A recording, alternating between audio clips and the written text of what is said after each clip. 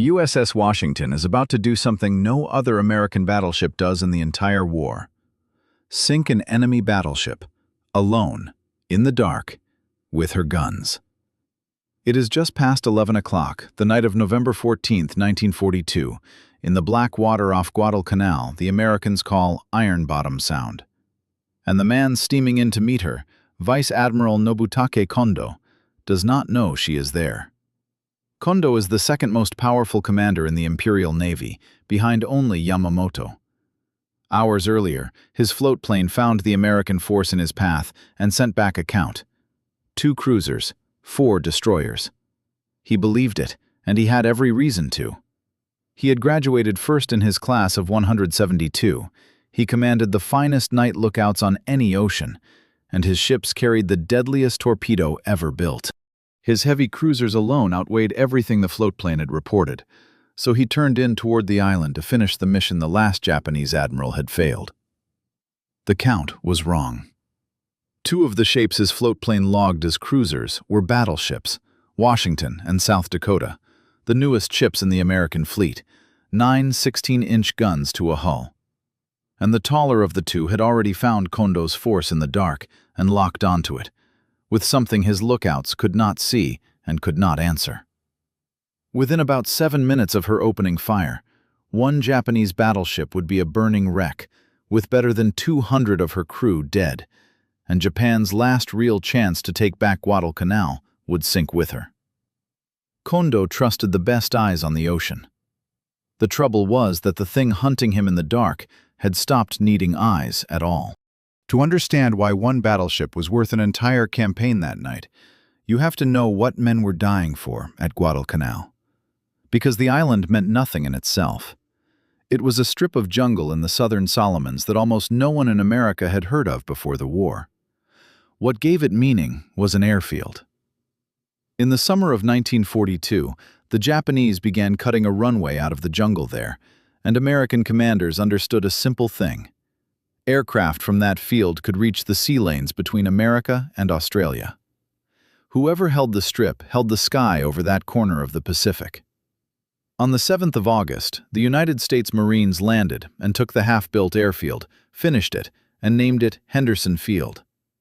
And then the thing both sides had really come for began. The Japanese needed the airfield back, and there was only one way to get it: land enough troops to storm it from the land side. But troops can only come by sea, and by day the sea was ruled by aircraft from that same Henderson Field. So reinforcements and bombardments had to come at night. That turned the campaign into a series of night sea battles, month after month, and the Japanese won almost all of them, because the dark was their element. By November of 1942, the tally of those nights ran against the Americans, and both sides understood the decision was close, and that it would come in the dark. To understand why Kondo trusted that count, you have to understand what the Imperial Japanese Navy had spent the previous 20 years becoming. Because by the autumn of 1942, the Japanese were, without much argument, the best night-fighting navy in the world, and they had earned that reputation the hard way. Where other navies treated darkness as the time to break off and wait for morning, the Japanese treated it as the moment to attack, and they had built their entire surface doctrine around a single conviction: that a well-drilled fleet could find, close, and destroy an enemy in the dark before that enemy ever understood what was happening to him. That conviction rested on 2 things, and the first of them was human. The Imperial Navy selected its lookouts the way other services selected pilots, testing thousands of men for night vision and picking the small number whose eyes worked best in near-total darkness. And then it trained them for years. These men learned to sweep the horizon in a slow, disciplined pattern that never let the eye settle and never let it strain. And they were issued optics that matched the effort: enormous pedestal-mounted night binoculars with lenses so large they could gather the faint light of stars, instruments that could pull a darkened ship out of the black at distances that seemed impossible to anyone who had not looked through them. A trained Japanese lookout on a clear night could sometimes make out an enemy hull before any Western Navy's instruments could. And in battle after battle in the Solomons, that edge had been decisive.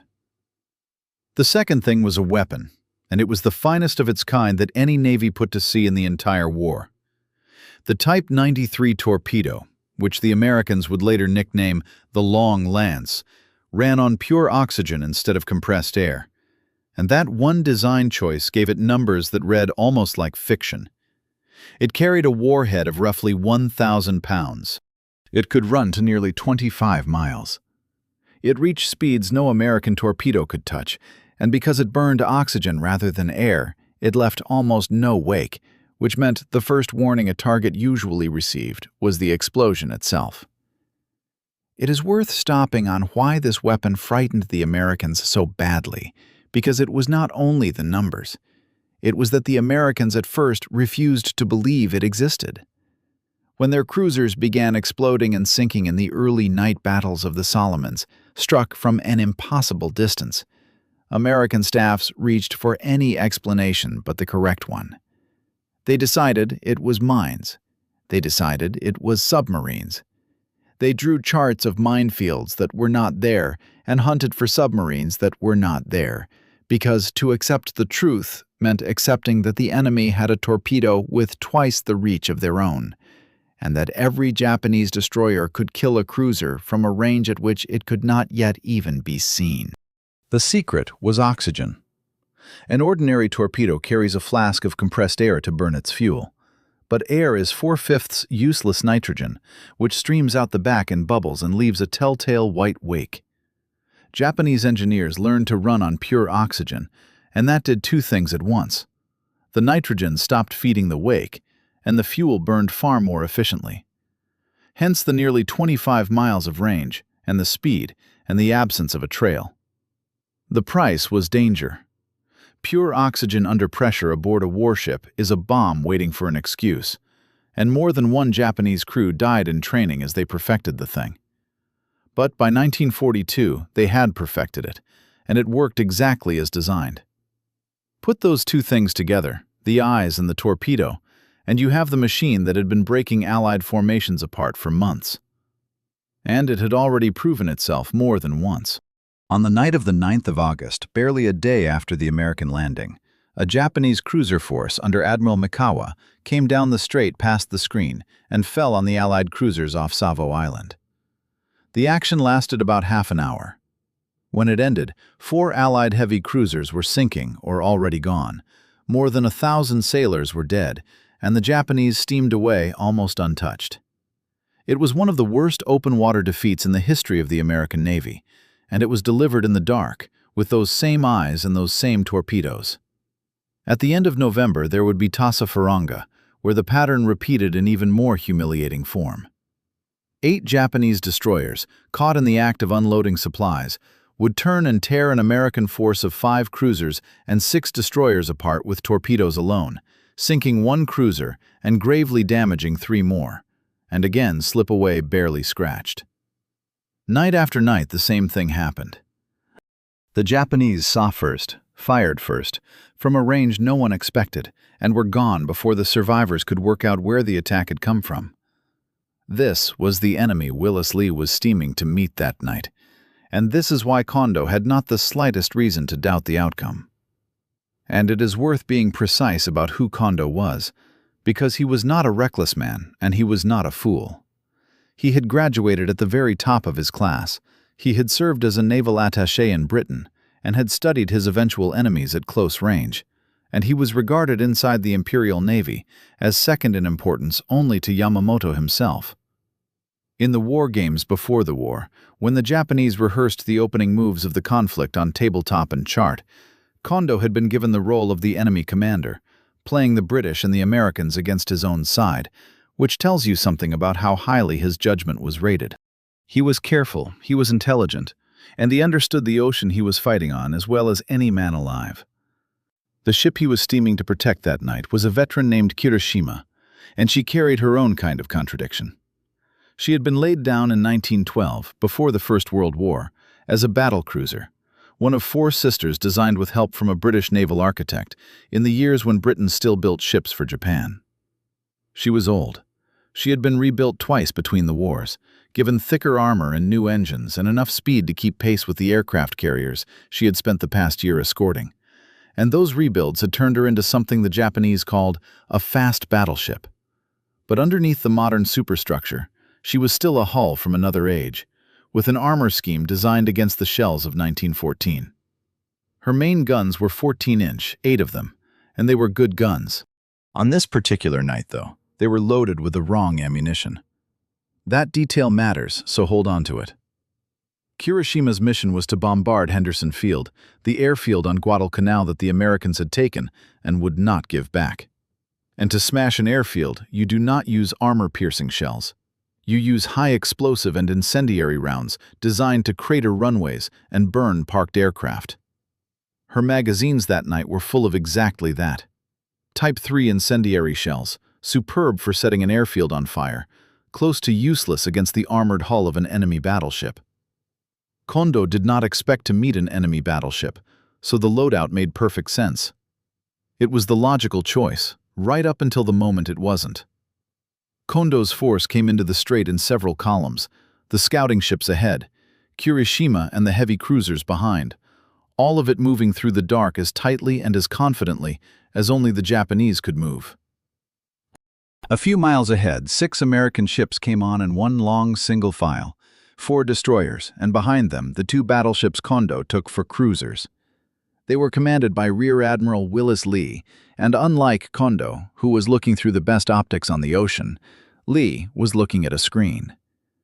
That difference is the whole of the night, so it is worth stopping on. Washington's radar did not need starlight, did not need a trained eye, and did not need the target to give itself away in any manner. It sent a pulse into the dark and listened for what came back. And what came back that night was Kondo's force, at a range of nearly 20,000 yards, long before the sharpest eye in the world could have made out anything at all. Lee saw the Japanese on his screen minutes before the Japanese suspected the American battleships even existed. And Lee was not merely an admiral who happened to be handed a radar. He was probably the only flag officer in the entire fleet who understood the machine better than the men who operated it. The first thing that happened that night was not gunfire. It was a mark on a screen. In Washington's combat station, the radar caught Kondo's ships at nearly 20,000 yards, minutes before any man on any of the ships could have seen a thing by eye. Lee watched the marks crawl slowly across the screen, resolve into a course and a speed, and held that picture in his head while the Japanese came on toward him, not yet suspecting they had already been found. He had a rare advantage for a commander. He knew where the enemy was, and the enemy did not know where he was. And he did not intend to waste that advantage on a hasty salvo. The temptation to fire was strong. The guns were ready, the range was closing, and somewhere ahead in the dark his destroyers were already entering the reach of the Japanese torpedoes. But Lee waited. He waited because he understood something almost no one around him understood. The radar gave him the right not to hurry. The eye demands that you fire while the target is visible, but the machine held the target continuously, in light and without light, and that changed the very meaning of patience. And so, when the fight ahead erupted and his destroyers began to die, Lee did not charge blindly to the rescue. He held Washington in the dark and waited for the picture to become so clear that a miss would be impossible. It is worth imagining what the radar looked like from the inside of Washington, because radar in 1942 was not a picture, but the work of men. In the Combat Information Center, a cramped, darkened space deep in the hull, operators sat at screens where returning pulses flared as greenish marks, and every mark had to be identified, tracked, and turned into numbers. Range, bearing, speed.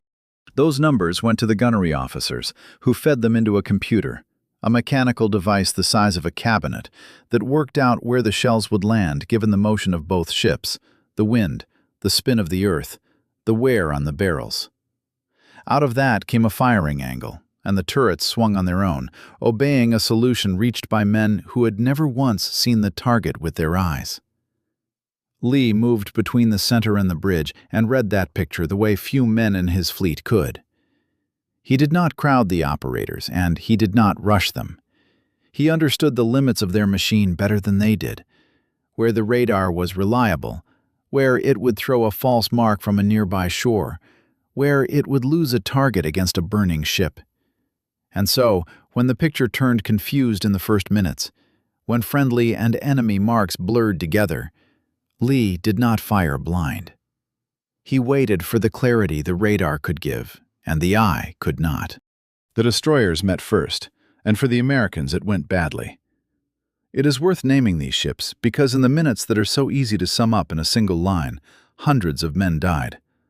Leading was Walke, then Benham, Preston, and Gwin. The Japanese scouting ships caught them first, and Preston took concentrated fire. Shells smashed both her funnels, opened her engine room, and the ship came to a stop, wrapped in flame. She sank in a matter of minutes, taking 117 men with her, including her captain, who stayed on the bridge. Almost in the same moment, a torpedo struck Walke beneath her forward magazine, and the detonation tore off her entire bow. She went down so fast that part of her crew was dragged under with her, and there her own depth charges exploded, killing men who were already in the water. About 80 men from Walke did not come back. Benham, her bow blown off, still floated and drew slowly out of the fight, to sink later that same night. Her people were taken off. Gwin took a hit in her engine room but stayed underway. In a few minutes, 4 ships of Lee's screen had ceased to exist as a fighting force, and it had all happened exactly to the Japanese design, the blow out of the dark before the victim could bring her guns to bear. For anyone keeping the count, the night so far was running precisely to Kondo's doctrine. And here the night nearly turned into a catastrophe for the Americans, because the second battleship in Lee's line, South Dakota, chose the worst possible moment to break down. What happened to her deserves a closer look, because her trouble was not an enemy hit but her own machinery at the worst moment.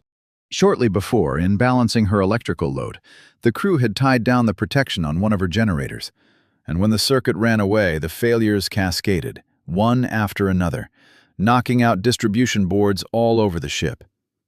In a few seconds, South Dakota lost her radars, her fire control, her radio, and part of her power. The newest battleship in the American fleet, packed with electronics, went blind and deaf and mute in the middle of a night battle. And worst of all, it happened just as she was coming onto the most dangerous stretch. Then, a second misfortune arrived.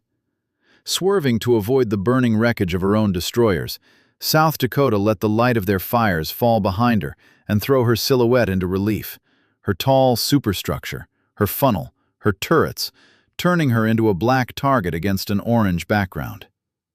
For a Japanese lookout with his optics, no better target could have been asked for. The blind ship had put herself in a shop window, and Kondo's whole force turned toward her. Kondo saw that silhouette, and his doctrine worked instantly.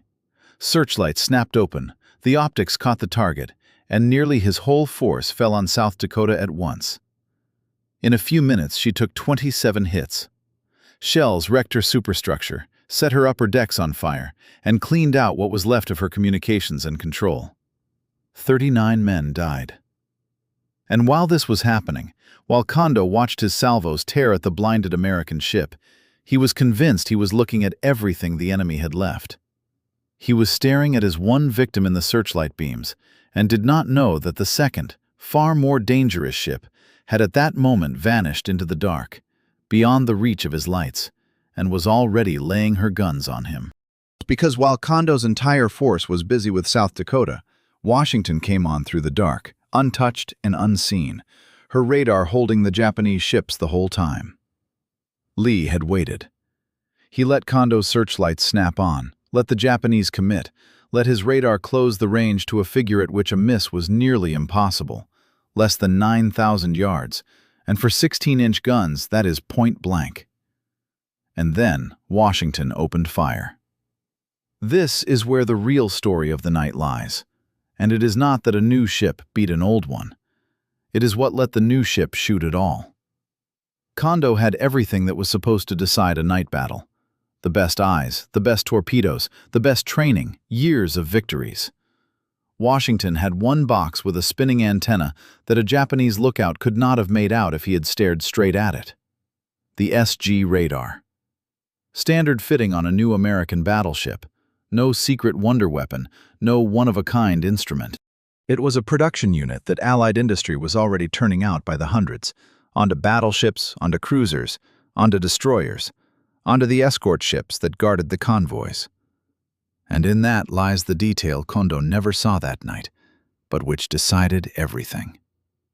His lookouts were selected out of thousands. Their eyes were a gift no factory could manufacture, a talent that ripened over years of training. And such men were few, and there was nothing to replace them with. The American radar did not need to be selected out of thousands.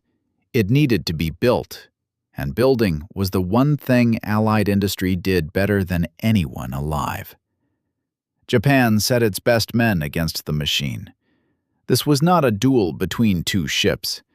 This was a collision between two ways of waging war. The official reports of that night said little of this outright, but the arithmetic left no room for doubt. An eye, however perfect, was still an eye, and it needed at least some light. The machine needed no light at all, and in the moment Washington opened fire out of total darkness, with no searchlight, no star shell, no sign at all to give away the shooter, the whole 20-year edge of the Imperial Navy and night fighting was wiped out at a stroke. Because there is no answering what you cannot see and cannot reply to, however long you train the eye. If the mechanics of this, how one production line box wiped out the best men in the world, are the kind of thing worth staying for, subscribing helps the channel and means you won't miss the next story. What comes next is the 7 minutes the whole thing was for. When Washington opened fire, Kirishima was less than 9,000 yards off, brightly lit by her own searchlights, which she had switched on to fire at South Dakota, and had not the slightest idea that a second American battleship stood in the dark to the west of her. The first salvo of 9 16-inch guns straddled her almost at once, and then came another and another. On Kirishima's bridge, for the first seconds, no one understood what was happening. A moment ago, the whole force had been firing at a clearly visible target, the blinded South Dakota in the glare of the fires, and everything was going to the familiar pattern. And then, out of the darkness to the west, from where by every report there should have been nothing, came the first salvo. Not a single shell, not a ranging shot stretched over minutes. A full salvo of heavy guns, landing at once and on target, and behind it, without pause, a second. For the Japanese officers, it was almost impossible to make sense of in those seconds. Their lookouts, the best in the world, stared into that quarter and could not see the shooter. No searchlight reached out from there. No star shell rose. By everything they knew about night fighting, shooting like that was not possible. To hit in the dark, you first had to light the target, and whoever lit it gave himself away first. Yet here someone was firing out of pure darkness, showing nothing, and hitting to kill from the first salvo. They were looking straight at the source of their destruction and seeing absolutely nothing there. And in that incomprehension went the few seconds the ship did not have. By the time Kirishima understood that a second unseen battleship was working her over, there was nothing and no one left to answer with. What happened next took about 7 minutes. It is worth slowing them down, because the whole of the battle fits inside them. When Washington opened fire at under 9,000 yards, her first full salvo was for ranging, but the radar had already given a range so exact that ranging was barely needed. The second salvo hit. After that, Washington fired steadily, salvo after salvo, each one carrying up to 9 armor-piercing shells, weighing more than a ton apiece, toward Kirishima. And between the main salvos, her 5-inch secondary battery lashed the older ship, holing the superstructure and sweeping the decks clear of everything alive. And here that hull laid down in 1912 spoke again.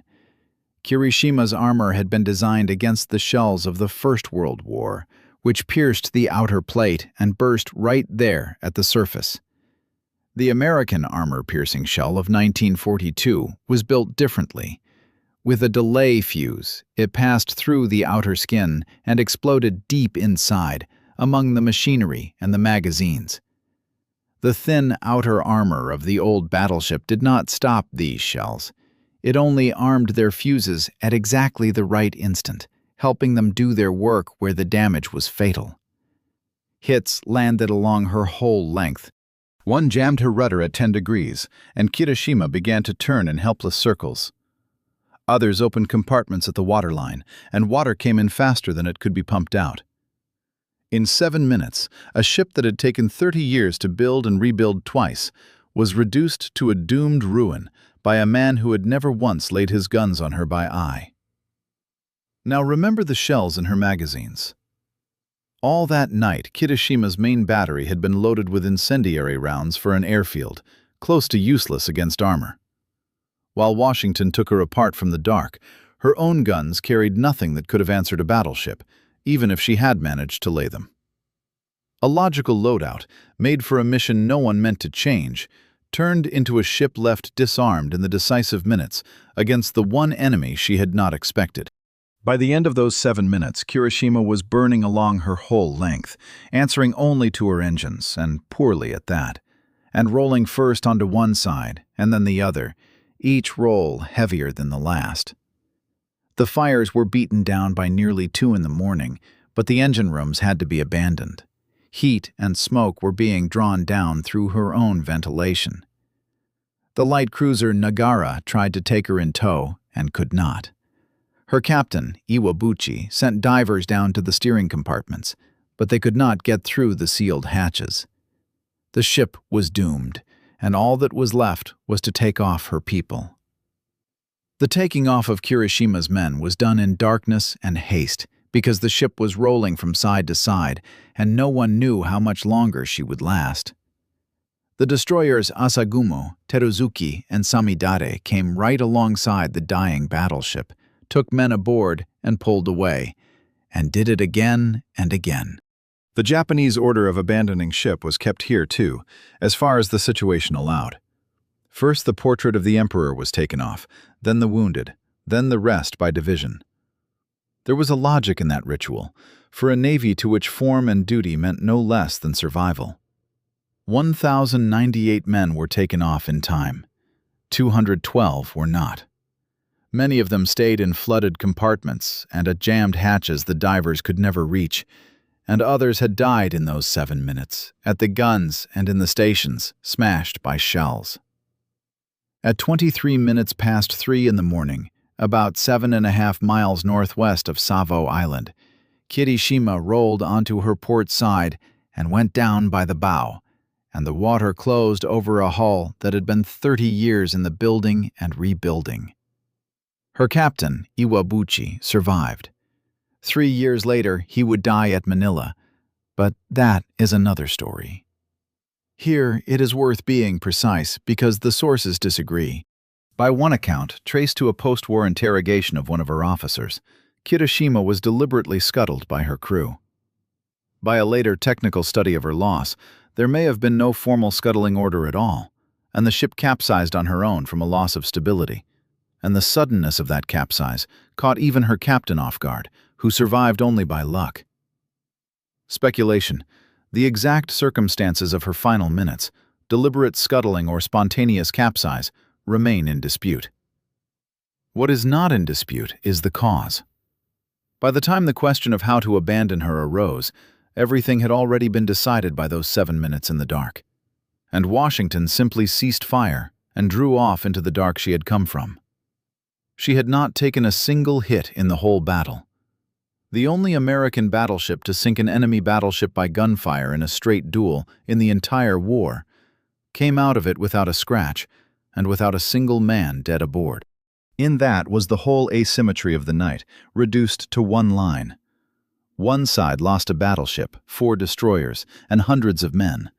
The other drew off untouched because it could see in the dark what no one across from it could see. In the morning, wreckage and oil floated over the battle site, and the Americans rescued from the destroyers and the Japanese rescued from Kirishima found themselves in the same black water they had taken to calling Ironbottom Sound. The only difference was whose strategy had gone down to that bottom along with the ships. To measure what was actually decided that night, It is worth following what did not happen afterward. Kondo called off the bombardment of Henderson Field, and without the bombardment and without cover, the transports carrying reinforcements were left defenseless. 11 ships loaded with troops and supplies for the army on Guadalcanal. The next day, aircraft from that same surviving airfield and naval gunfire methodically destroyed them on their approach to the island. Of a whole division of reinforcements, only a few hundred soldiers reached the beach, with almost no heavy equipment, without most of their food and ammunition. The assault the whole operation had been for was made impossible before it began. And from there, it compounded. After that night, the Imperial Navy drew its lesson and never again sent heavy ships to Guadalcanal, limiting itself to fast night runs by destroyers that could bring in a little rice in barrels, but could not turn the campaign. The Japanese army on the island began to starve. The soldiers called Guadalcanal the Island of Death, and more of them died of hunger and disease there than fell in battle. In February of 1943, the Japanese secretly lifted off by night the men who could still stand and left the island. The advance across the Pacific that would end 2.5 years later in Tokyo Bay began here, on this strip of jungle, and one of the reasons it could begin at all was that production line box with an antenna that could see in the dark where the best eyes in the world saw nothing. The man who commanded that night was named Willis Lee, and he was perhaps the most unusual admiral in the American Navy. He grew up in Kentucky, learned to shoot as a boy, and turned out to be so gifted at it that he made the Olympic team. At the Games of 1920 in Antwerp, he won 5 gold medals, 7 awards in all, a result that would stand in the shooting sport for 60 years. But it was not the marksmanship itself that mattered. It was how he thought about it. Lee understood a hit as a problem of calculation, correction for wind, for range, for the tremor of the hand, for everything that stands between the barrel and the target. He saw the shot as an equation long before the Navy gave him an instrument that solved that equation by machine. Because of that cast of mind, Lee was drawn all his career to the technology others thought secondary. He worked on guns and fire control, dug into new instruments, and when radar appeared, he grasped its meaning earlier than almost any of his contemporaries. They said of him that he knew more about radar than the operators who worked it, and that was not a flourish for effect. He really would sit down at a screen, work out what it showed and what it did not, and hold in his head an exact picture of the machine's limits. By November of 1942, the Navy had finally given such a man a battleship with a good radar and sent him into the dark against the best night navy in the world. Few pairings of man and moment in that war were luckier. And here is the bitter precision of his fate. Lee won the night battle by seeing what the eye could not see. But the very machine war he helped bring on wiped out not only the Japanese optics, it wiped out his own trade as well. The age of the battleship, whose guns he understood better than anyone, was ending, and carriers and aircraft were coming in its place. By the end of the war, Lee understood this. He wrote that there would likely be little place left for a battleship admiral in the post-war Navy. He spent his last months not at the great guns, but at the head of a group searching for a way to defend against the kamikaze, the new weapon of a new war. He did not live to see how it all ended. On the 25th of August, 1945, 10 days after Japan surrendered, Willis Lee died of a heart attack in a launch carrying him out to his flagship, the old gunnery training ship Wyoming, in the harbor at Portland, Maine. He said he regretted only one thing, that he had not been present at the surrender he had given 3 years in the Pacific to bring about. The man who had seen the future of naval war before his enemy did, passed at the very moment that future arrived, and the profession that had made him without equal was passing along with him. And what of Kondo? He survived the night and survived the war. After Guadalcanal, he was quietly eased out of seagoing commands, tainted by the failures, but by the customs of the Imperial Navy, not punished in the open. He would still receive full admiral's rank, would command a fleet in China, would sit on the Supreme War Council.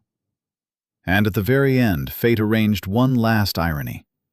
The man who before the war had been called an officer of the British type, who had played the enemy in the war games, would in 1945 in Indochina operate under the command of the British, his recent enemies. He would live until 1953 and become a successful businessman. He lost that night at Ironbottom Sound not because he was the lesser man. His eyes really were the best on the ocean. That is the whole of it. The best eyes on the ocean are still only eyes, and the thing that came out of the dark to meet him had stopped asking for eyes at all. If this story was worth something to you, leave a like and subscribe. That is how the channel grows and how you won't miss the next one. And there are many more stories like this one to come.